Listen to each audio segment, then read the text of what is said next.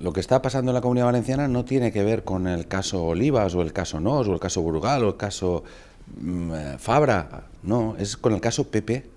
El PP se encontró, cuando dejó el gobierno socialista de la Generalitat Valenciana, con la tercera y la cuarta caja de España. Las utilizó, las trató de una manera absolutamente patrimonializada y finalmente, además, ahora estamos viendo que se quedaron el dinero de todos.